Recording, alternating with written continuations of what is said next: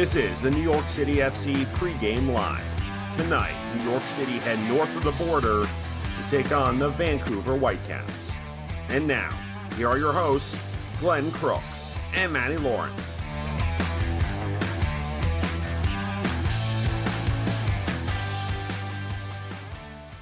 Hey, everybody, how are you? I'm Glenn Crooks. Here's Matty Lawrence as Chris Sakonis, who voiced our intro and is here with us today as we present Vancouver playing host to the New York City Football Club.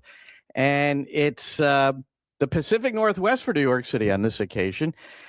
I'm going to kick off with this because I think this is somewhat exciting news. Malachi Jones is back in the fold, Matty, and he is in the squad. And I want to open up something just to get some information on him. So the last time he played in a match, and it was the one where he suffered that very serious injury, June 28th, 2024, against Orlando City. It's been 652 days. That's 1 year, 41 weeks, and 1 day. And the last time he scored a goal, May 11th, 23 months ago. 14 matches, 4 starts in his rookie year, 2024, and he was just starting to, get involved in a significant way. So wonderful that he's back, and what a road it's been. He's had 2 surgeries. Apparently, we've never got a real defined reason as to what happened the first time around, but the first surgery for this double break of the leg obviously didn't fix it properly, and then he had to have another surgery. Look, first and foremost, it's wonderful that Malachi is back. It's been nigh on 2 years, as you've said, 22 months he's been out. For a player who, as you said, was just finding his feet. He was just finding his feet, Glenn, as a professional footballer, and there's nothing wrong with that. It takes time. It happened to me adjusting from collegiate play from Division 1 athletics to the professional game. It took me a long while to get truly used to it. Yeah. And Malachi Jones was really getting used to it. He was having a sniff with the national team. He was having a really positive effect on the game, whether that was starting, whether that was coming off the bench. And then he had that terrible injury. And as you say, Glenn, as well, we've never got to the bottom of it, but it's safe to say the first surgery didn't work. That's a fact, because otherwise you wouldn't need a second one if it did work. It didn't work, whether that was an infection, whether it just wasn't plated right, whatever it may be, it didn't work. And we saw him recently in pre. I'd say it's within the last month, and we still didn't think his gait was normal. It was pregame. A lot of times injured players will work with the physio and the fitness trainer in pregame warm-up on their own, and that's what he was doing. So that wasn't that long ago. He didn't look that fluid when he was running, did he? That's for sure. But again, we're not the medical staff. What do we know? But I'm with you. And again, maybe his running style has altered as well. Look, he's had 2 surgeries, been out 22 months. So it wouldn't be a surprise if things have changed slightly. What we do know is that he's got much bigger in the upper body region, that's for certain. And I've seen that happen with players throughout my career, and sometimes to their detriment. They have so long out that they do so much upper body work that they're now loading through the hips, through the knees, through the ankle, because they're another 20 pounds heavier, and it's all up top. So I hope that's not something that he's going to have to deal with. But yes, his physique has changed massively, in my opinion, Glenn, from looking onto him. So the other injury news, Matty, and I want to get to a clip with Kai Truin, who was featured on the weekly press conference in Vancouver this week. But Thiago Martins, so yesterday at about 6 p.m., and I honestly didn't catch it till this morning because I had checked out by then, hanging out with my wife a little bit, and got up this morning and saw that he was questionable on the original injured list. And then New York City FC later on put out that Thiago Martins is out. We don't have a specific reason why, other than it's an injury. And we can recall last week in commentary at the stadium where Martins went down for a while he was holding his head, and it appeared like it might be a head injury. And by the time he got up, maybe his neck or back, he kind of rubbed it a little bit as he was coming off the field, but he did finish out the game. Yeah, I certainly don't remember anything else, but we know that injuries can come on after the fact, and sometimes you play through injuries. The adrenaline gets you through the last 10 minutes, 15 minutes, 20 minutes. So yes, we're not sure what it is. what we do know is he's a massive miss. He's a massive miss as a player, but also as a leader, as being the leader of that dressing room. I think it's a big loss to lose his personality. Certainly when you're going away to such a tough place as BC Place as well, Glenn. They're very, very resilient. They're solid at home, Vancouver Whitecaps. And they lead the league in goals with 17. Lead the league in goals. The turf's terrible. They're used to it. Right. We're not. NYCFC players aren't. So yes, it's going to take some getting used to in the first 10 or 15 minutes. And you've got to start strong, and you cannot let Vancouver score for me in the first 10 or 15 minutes. Otherwise, it's very hard to bite back. So it appears that it'll be Kai Truen who will play what I suppose would be his fourth position since joining the club. We've seen him at right back. We've seen him at left central defense. We've seen him as part of a back three. We've seen him in the midfield.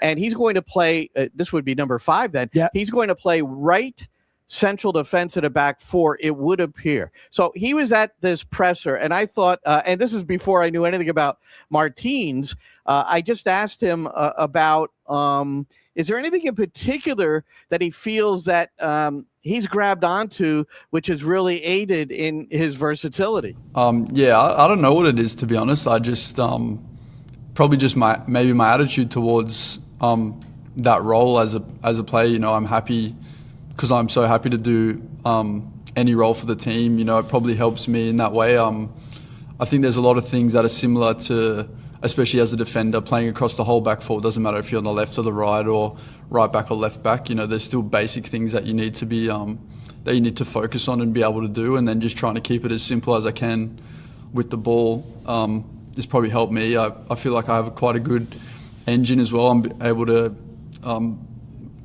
I'm fit enough to be able to play in that position too, which probably helps me. But like I said, just trying to keep my job simple as I can, and focus on some basic things that you can always sort of take into every game, no matter what position you play. So he's played 6 games, 5 starts, starting his New York City FC career. And the thing I said to him, and you'll know, having played with some hundreds of players over the years, that there really aren't that many that can play multiple positions well or be comfortable in multiple positions, right? And players who want to play multiple positions as well. I think the main thing I took from that was attitude. I think his attitude remains exactly the same in whichever position he plays, as it should do. But there are some players who, if they're a centre forward and they like scoring goals, and you then ask them to play as a left winger, they turn their nose up a little bit. And I'm not saying there's anyone in the NYCFC side like that, but that's just a fact. Some players are like that. Kai Truen, and I don't mean it in a negative way, he's happy to be on the field. He doesn't care where he plays. He will go out there and he will do the best job he can for his team to the best of his ability. You could ask him to wash a car, he'd take the squeegee and he'd do it. You could ask him to climb up a mountain, he would do it. Play left back, right back, he would do it. My car's a little dirty. But you know Next what I time mean? I go up to training. I'm joking. Of course, he will do absolutely everything within his power to play to the best of his ability. And why not? And you should. You should. And but of course, it's wonderful to coach a player that is that flexible and is, feels comfortable, because it doesn't matter which area at the back you are. Well, we've seen plenty of players that if you move them from the left to the right, they're in big trouble. He made that sound very, very easily. Exactly. And I've played left back and then gone and played right back the next game, and all of a sudden you're all over the place. Your perspective changes completely. You're on completely the opposite side. So yes, it's not as easy as he makes out.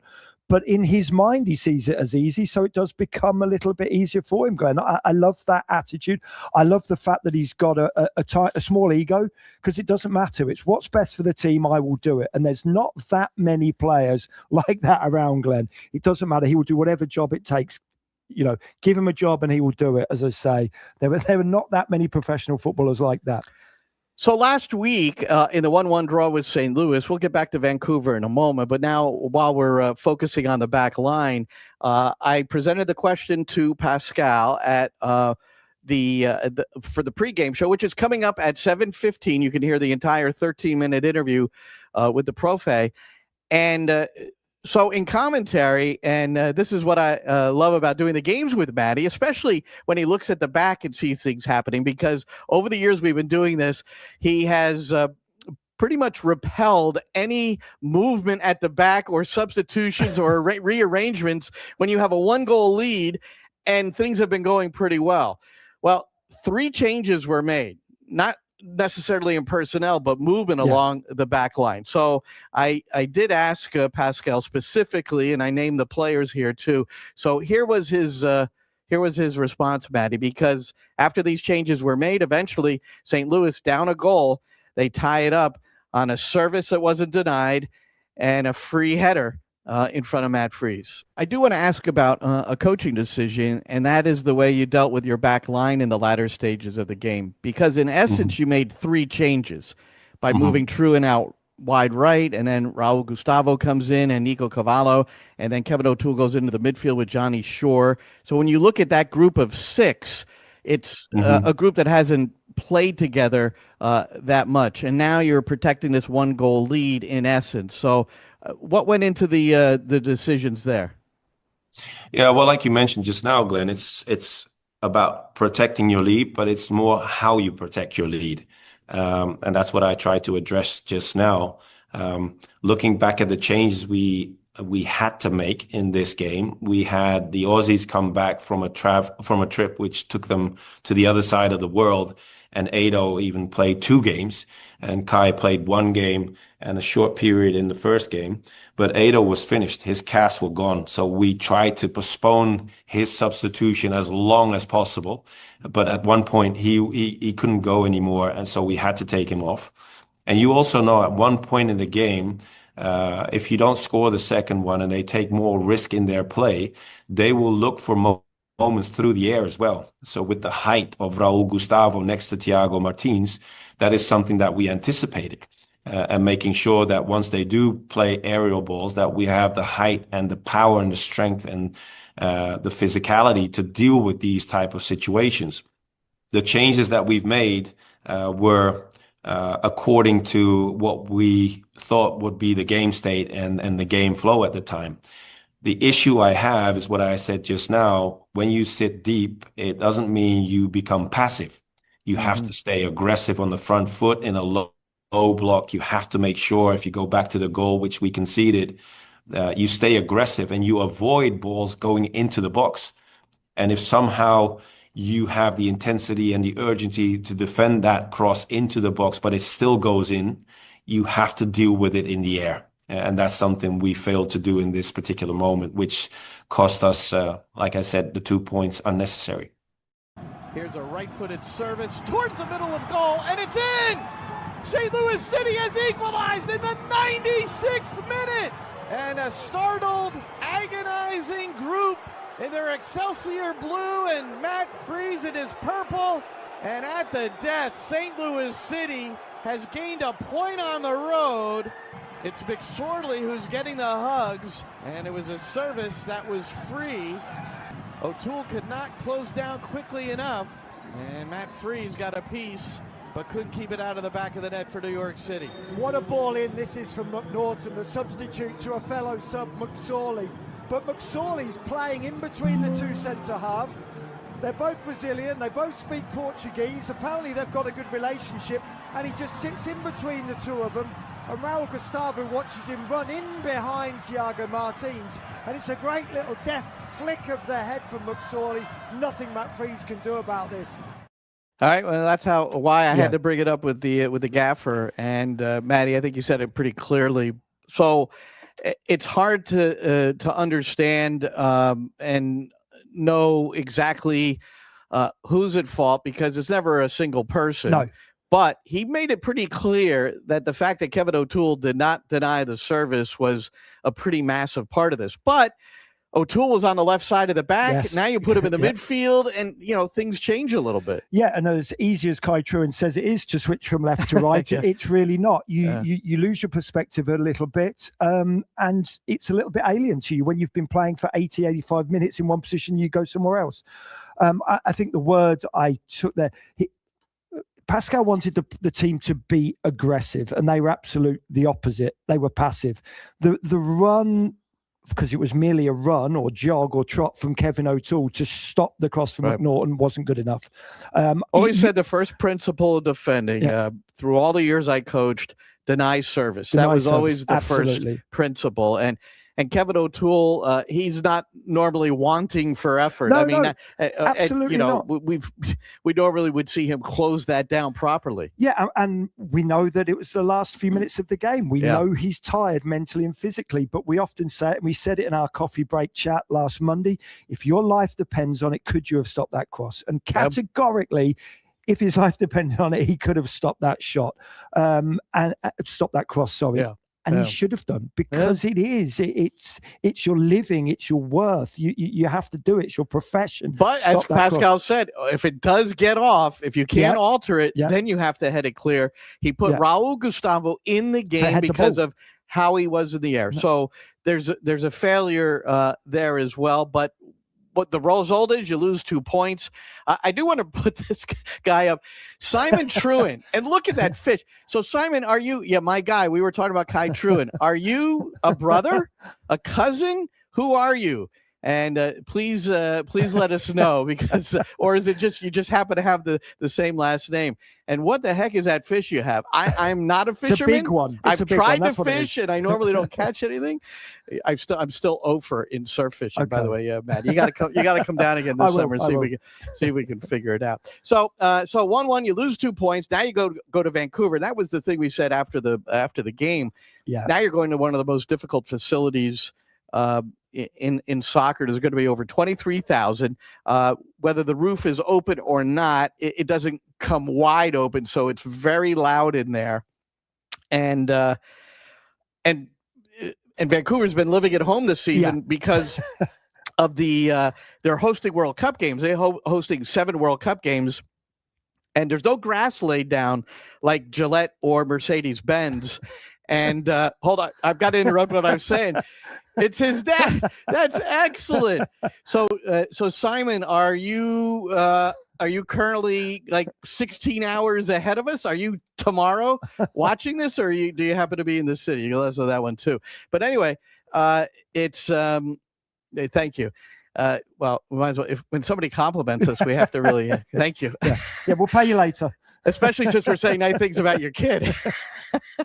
The BC Place will have grass eventually, and will host 7 World Cup games. There's no grass on there yet, but because they're hosting the World Cup games, they're front-ending all these home matches. So they played one on the road, and they crushed Portland 4-1. They've already swept the season series from Portland, which is crazy scheduling. How can you play the same team twice in the first 6 matches of the year? I mean, that's nuts to begin with. But the way they beat Portland last week, Matty, down 2-1, they come back and win 3-2. And Portland right now is playing, let me get the score up, because they're playing, where is it? It's 1-1. They're in stoppage time at Portland, and it's Portland LAFC 1-1. LAFC conceding their first goal of the year. A couple of other games already completed. Toronto and Cincinnati 1-1. Toronto had that lead late. Up a man. That's the second straight game where they've conceded up a man to drop points. And then Austin at home lost to the LA Galaxy 2-1. So that's a big win for the Galaxy. And the Philadelphia Union get their first win of the year. On the road, they beat Montreal. Oh, we're going to Montreal soon, Matty. That's a must win. Philadelphia beats Montreal 2-1. Well, especially after last year as well. Especially after the Montreal debacles last year. It's a must-win for NYCFC, as well as for Philadelphia as well, of course. Yeah, they needed that, their first win in 7. But so the whole Vancouver thing, it's riled in difficulty. We're waiting for the Vancouver lineup. We do that. New York City's coming out in a very similar fashion, but of course they had to replace Thiago Martins in the lineup. So it's going to be a freezing goal with Gray and O'Toole on the flanks at the back, and Truin and Raul Gustavo. So Gustavo is the like-for-like replacement for Martins, the captain, except he'll play on the left at the center, and Truin will move to the right and have fun there. Everything else is pretty much the same, led by Fernandez Mercado. Nico has 5 goals, as does Brian White for Vancouver. They are tied for second in the league, third in the league, rather, in goals scored. just a couple behind the guys who are in the Golden Boot lead right now, Sam Surridge and one other player whose name has escaped me right now. I wish I could chime in there. I might have it really close. Let me see. Oh, yeah, Peter Musa for FC Dallas. We forget about FC Dallas sometimes. So, all right. 8th all-time meeting with Vancouver. New York City has 3 wins, just the one loss, which was 2017 at BC Place. That's the Vancouver win in this series. The last time they played 1-1 at Yankee Stadium, the final in 2023, Monsef Bakrar scoring the New York City goal, and Ryan Gauld scoring for Vancouver. Neither will play in this one. That's because Bakrar is no longer with the side, and Gauld is he had arthroscopic knee surgery, and so he's still recovering from that. The managers I like. We know Pascal Janssen very well. Yeah. Jesper Sorensen. So the Final Four last year of the MLS playoffs, the semifinals in the East and the West, all 4 managers in their first year in the league. Yeah. New York City played Miami. That was Mascherano, and it was San Diego against Vancouver, and that's with Mikey Varish. Vancouver winning to get to the MLS Cup final. So 2 teams that play rather similar, I would say. Yeah, I think so. Look, Vancouver certainly are the favourites because they're playing at home, because they're playing on a well-worn plastic surface that they're very used to playing on. They've played 5 of their 6 games already this season. They've all been at home. 3 of those 5 games they've not conceded as well. This is a side who are very well drilled, and a side who I think as well, and I know managers won't like me saying it, but they got knocked out of the CCF, the CONCACAF Champions Cup, 5-1 obviously to Seattle. They lost 3-0 at home actually in that home leg against Seattle, but I think that helps them out in terms of protecting players. I'm sure that, again, the manager's not going to say that because he wants to be in every single competition, but I think it will help personally, certainly with players like Müller as well, who's getting on a little bit with injuries as well, especially when you're playing on artificial surface, you tend to pick up more injuries too. So I think that helps them out in a way. But yes, look, Vancouver, a well-drilled side. They have got a good coach, and they've got real quality up front as well. They've got top draw players up front. They know how to Thomas score goals. Mueller, it'll be fun to watch him play and call the game with him, whether he's sitting in behind White or wherever he's positioned. He'll be out there as well.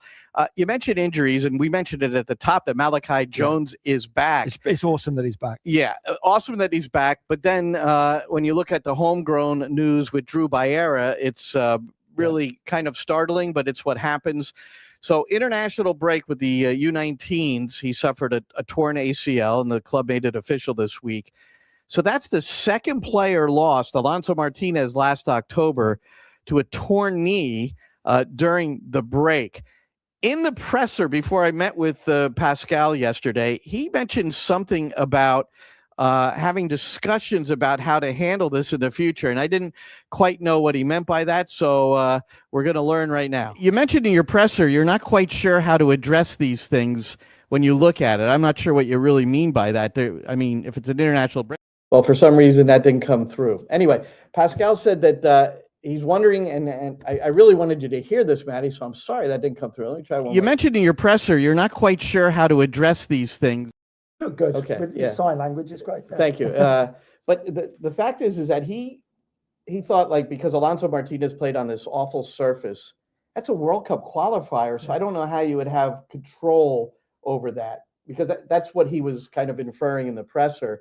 And then Baera, he said the field was grass, but it fell off rapidly along the sidelines. He didn't say that necessarily caused it, but Baera tried to do something, and his boot got stuck, and so be it. But tough. This is your fear, or what you're always hoping and praying for as a coach, is that your players come back healthy, from these breaks. Well, you get hurt by success sometimes, don't you? Your team is successful when multiple players go off and play for multiple national teams. And when they get injured, there's nothing you can do about it. So I'm not sure what Pascal said, obviously, in that, but it's really, really hard, Glenn, for you to have any type of control about what happens when your players go away with their national teams. And certainly when it's a FIFA licensed game, there's absolutely nothing you can do. If it's allowed to be played on a poor AstroTurf surface, then that is that. There's nothing you can do.